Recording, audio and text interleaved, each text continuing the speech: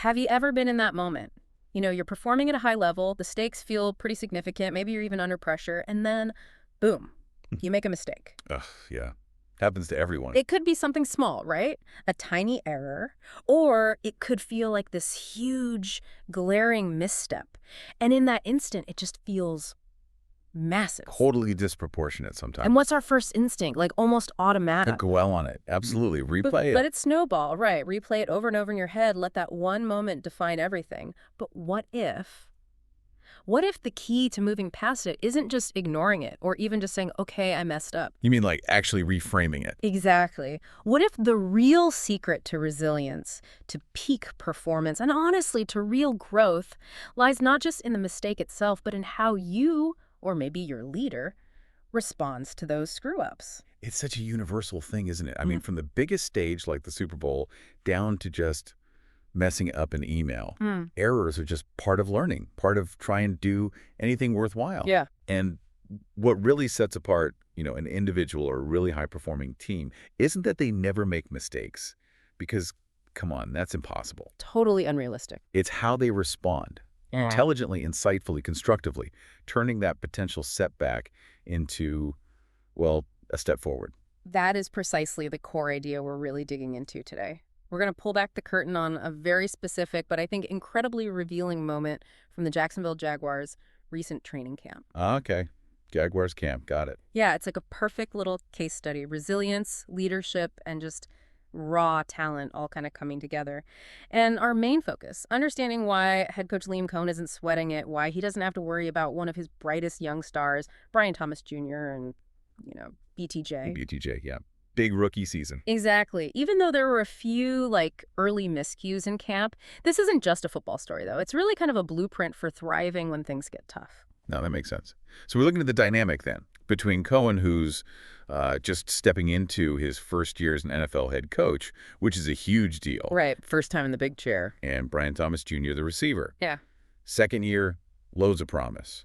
And the setting is like the very first days of training camp. Just getting started. Yeah, and any start, especially after the offseason, you're going to have a few drop passes. Yeah. Right? Guys shaking off the rust, getting back up to speed. Absolutely. So our mission today is to really carefully unpack Coach Cohen's response to these early drops, because it was really insightful, kind of masterful, actually. Okay. We'll look at this powerful analogy he used, a really relatable one, and we'll dig into exactly why BTJ's past performance, especially that standout rookie year, gives everyone, the coaches, the fans, just total confidence in where he's headed. Gotcha. So finding those nuggets of wisdom about leadership, player development. Yeah, and that mindset you need, not just to survive, but to really thrive, whether you're, on a football field or just dealing with your own daily stuff. And where are we getting this from? What's Yeah. the source? Our source for this deep dive is a really insightful piece from Yardbarker.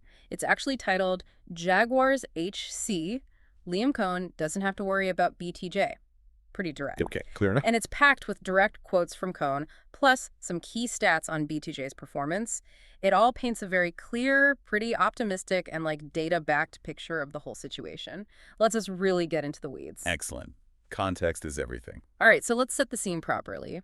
We need to picture ourselves at the Miller Electric Training Center, Northern Florida. This is where the Jags are right now, deep into training camp. Okay, visualize it. Hot Florida summer. Exactly.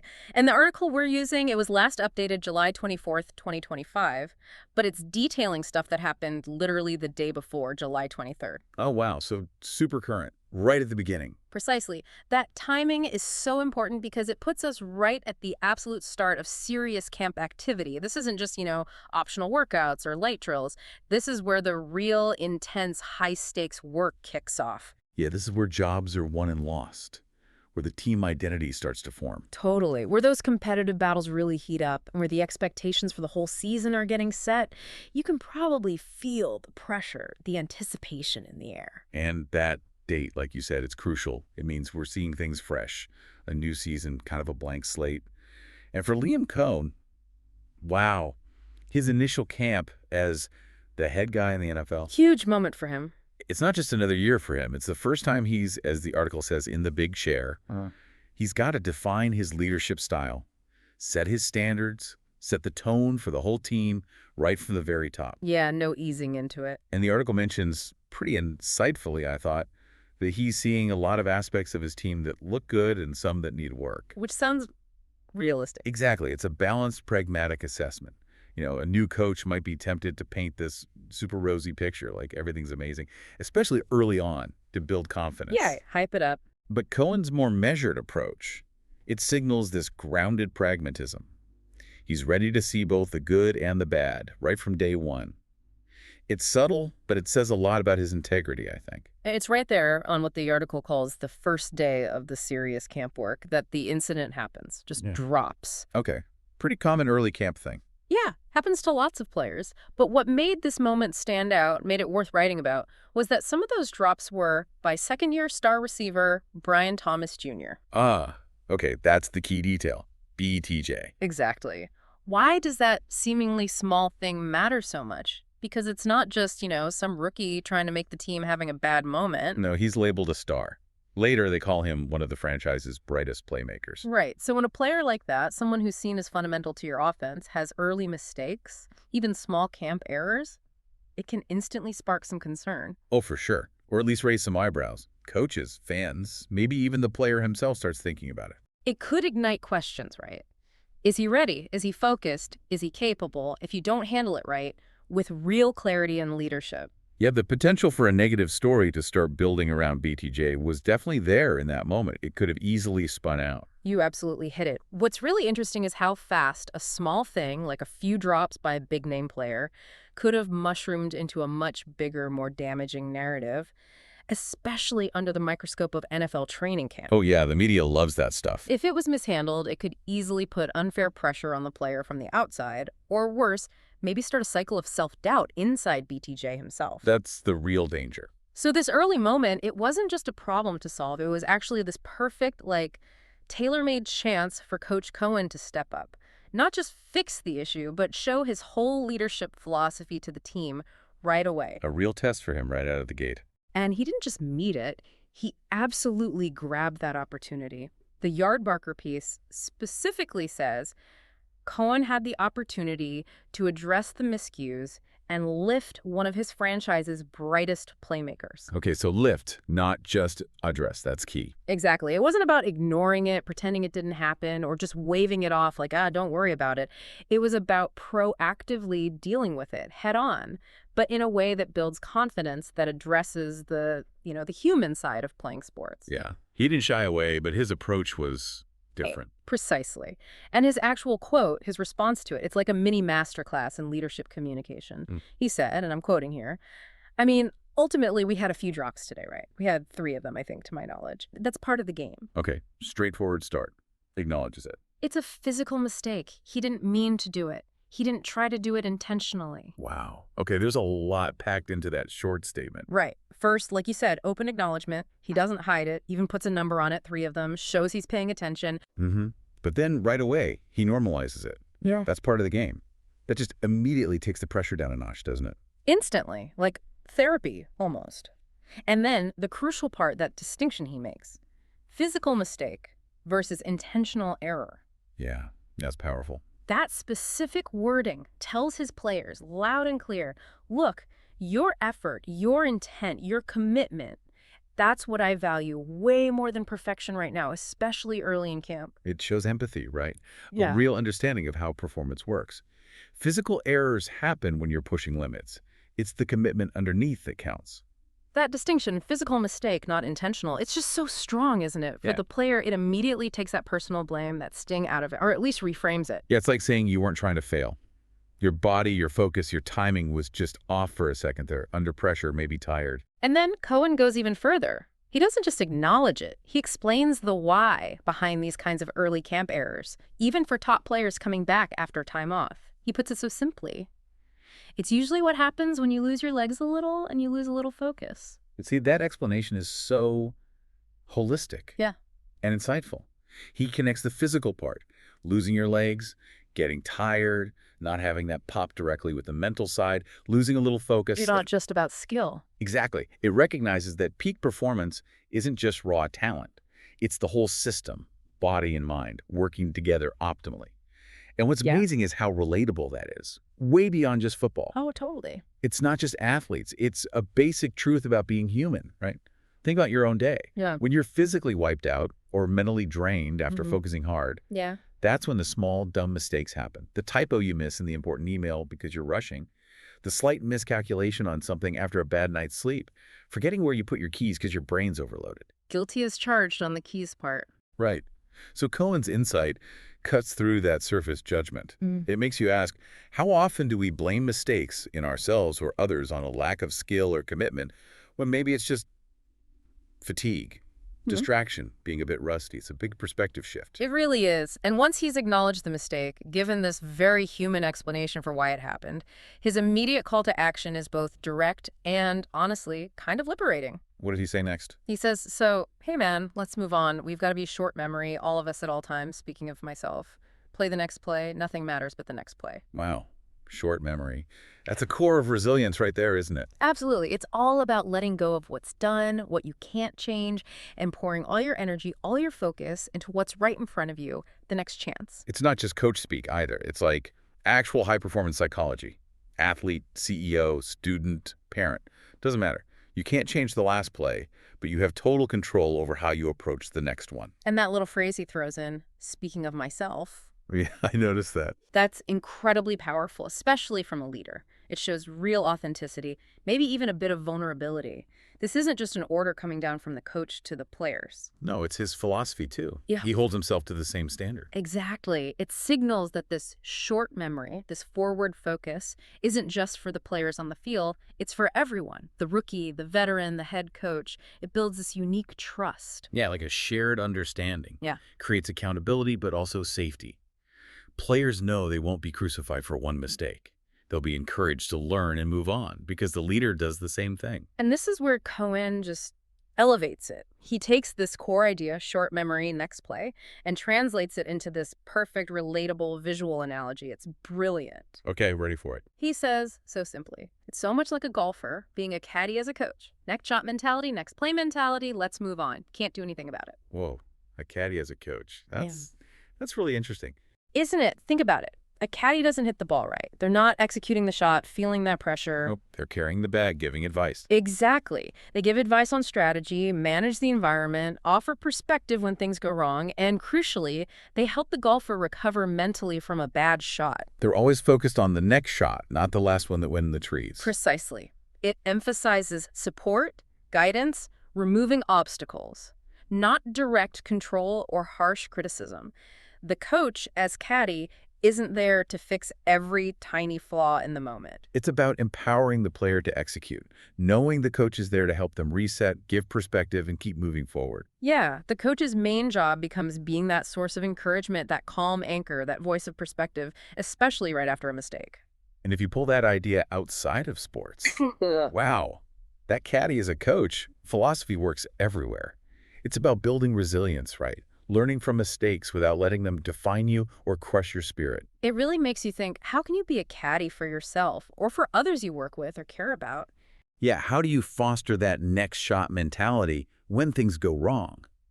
Instead of getting stuck on the last failure, focus hard on the recovery, on the next chance. It's a really powerful way to look at challenges. And that whole golf analogy, the next shot, it ties perfectly into why the article's main point is so clear. No need to worry about Brian Thomas Jr. Right, brings it back to BTJ. This source's endorsement is just totally unequivocal.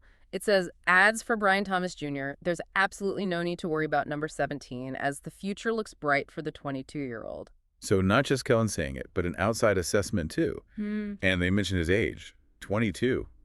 Still so young. Yeah, that highlights the huge potential, right? For growth, development, mastering the game. He's really just getting started. And the article really backs up that confidence in him, doesn't it? It says the Phenom is praised to pick up where he left off in 2024. And they don't just say it, they bring the receipts, the stamp. Okay, so Thomas ended his first year in the league with 12,282 yards on 87 catches and 10 trips to the end zone. Wow. Okay, let's pause there. For a rookie receiver in the NFL, those numbers are elite. That's not just good, that's exceptional. Absolutely. To have that kind of consistent high-level production across a whole grueling season as a rookie, very rare. It shows the raw talent, sure, but also the ability to make an immediate impact. That foundation completely overshadows a few camp drops. Like Coen said, part of the process. Those stats are the proof of what he can really do. And here's where BTJ's rookie story gets even better. Beyond just the final numbers, it wasn't just a good season start to finish. He finished with this incredible surge. The late season performance. That's key. Huge.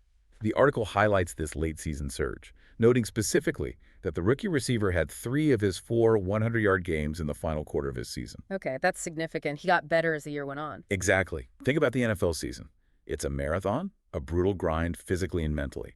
For any player, let alone a rookie, to not just hold up, but to actually elevate their game and play their best football in that tough final stretch.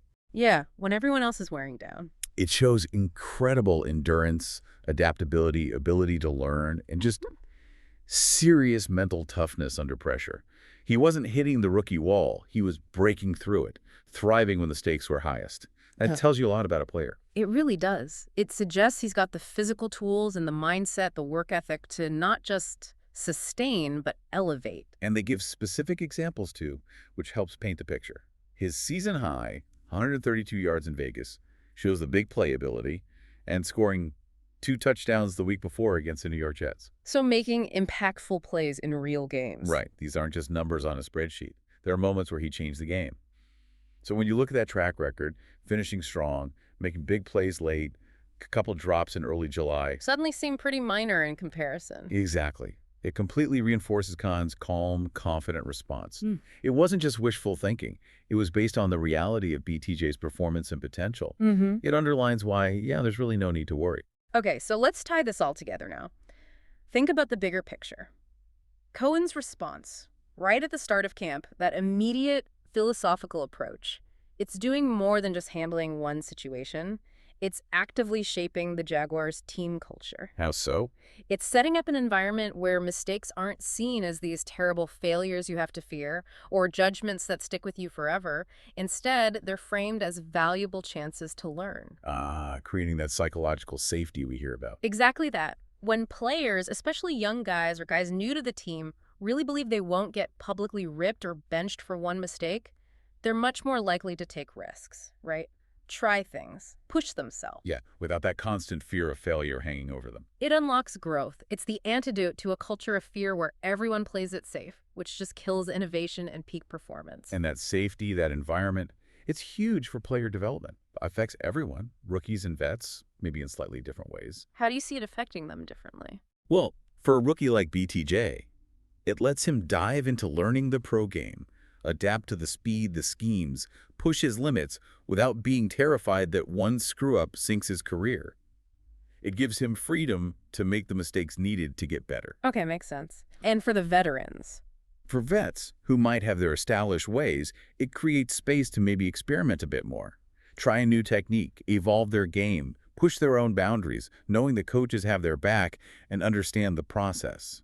So it's not about being soft, it's about building resilience from the inside out, moving away from that old school punish the mistake model towards prioritizing learning and long-term growth. Exactly. It's like investing in your people, really. And this calm, confident, forward-thinking leadership from Co, it doesn't seem like just a one-off thing.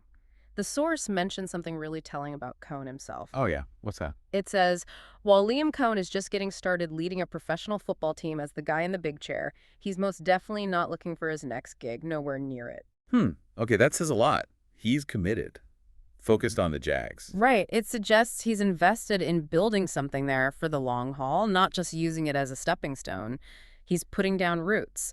That kind of dedication, it has ripple effects, doesn't it? Oh, absolutely. That kind of long-term vision from the head coach, it's invaluable for building a strong culture. Players, especially in the NFL where there's so much turnover, they respond really well to stability, to clear direction from the top. They buy in more. Exactly. When they feel the leader is committed long-term, their buy-in goes way up, not just to the plays, but to the whole project. It builds that security, that shared purpose, allows them to focus on getting better instead of worrying about who's in charge next year. And then tying back to Coen's analogy, there's that funny little observation the article makes. The caddy thing again. Yeah. It says, however, if he feels the need for moonlighting, the 39-year-old can always pick up a few bucks in the off-season on the PGA Tour or his local country club as a caddy. Huh. That's pretty good. I love that. It adds this human touch, right? Makes him relatable, reinforces that whole caddy analogy, but lightly. It kind of suggests he's got this relaxed confidence, even with all the pressure of being an NFL head coach. Yeah, it paints a picture of someone who's not just a football X's and O's guy, but someone who gets the bigger picture of performance, psychology, communication. It can translate it easily. Like he just gets it on multiple levels, grounded, confident, able to use simple, even funny analogies to get big ideas across. It definitely highlights that ability to distill complex stuff into simple, actionable ideas and doing it with a bit of charm. That speaks to a leader who's comfortable, secure, and knows how to connect. That confidence is infectious.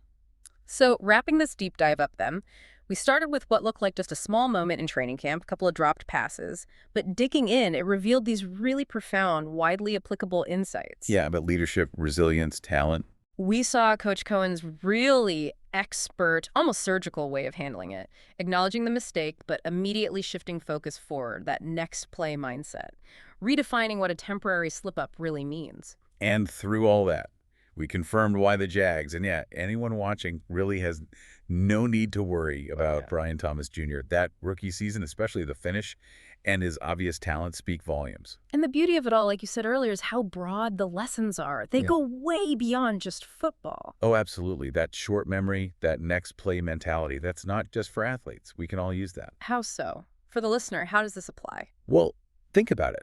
Whether you're dealing with a small setback at work, a tough personal situation, or just a moment where you doubt yourself. Cohen's caddy as a coach idea and BTJ's ability to bounce back, powerful stuff. Right. It's about seeing a physical mistake, or whatever equivalent you have for what it is. A temporary glitch, a lapse, not some permanent failing or flaw in who you are. Learn from it, sure.